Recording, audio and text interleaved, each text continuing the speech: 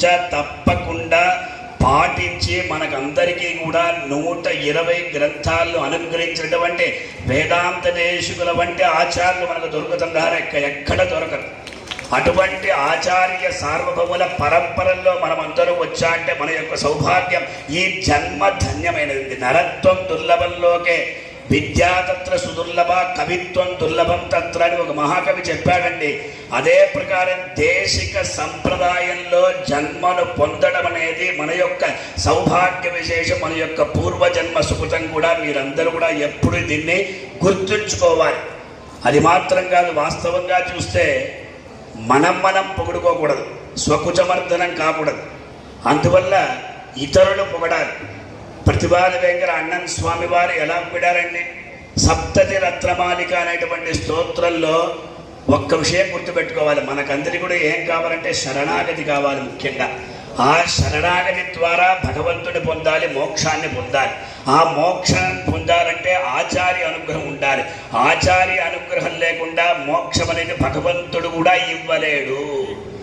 అదే చెప్తున్నారు ప్రతిపాద అన్నన్ స్వామి వారు. గురౌ వాదిహంసాంబుజాచార్య శిష్యే జనా భక్తిహీనాః యతేంద్ర అప్రియాస్యుః యతేంద్ర అప్రియాః విష్ణు కారుణ్యదూరాః కుతో ముక్తివార్తా హి తాదృగ్విధానాం. ఇంతకన్నా ఒక చక్కటి శ్లోకం మనకు దొరుకుతుందండి.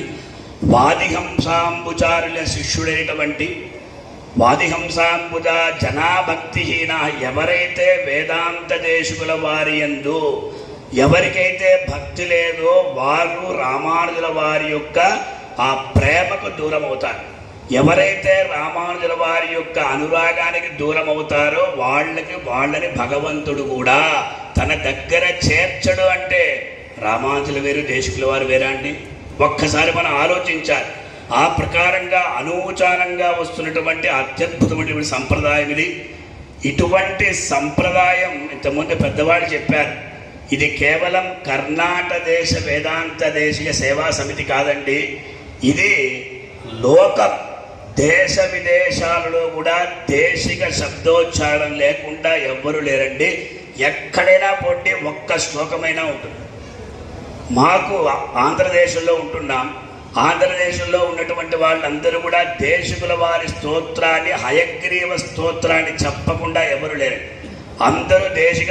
ఎందుకంటే దేశికుల వారు ఆ ప్రకారంగా మంత్ర గర్భితములైనటువంటి స్తోత్రాన్ని మనకు అనుగ్రహించారు. అందువల్ల మనకు వేదాలనే చదవాలి. ఆ వేదాల్లో ఉండేటువంటి ఆ విషయాలంతా మన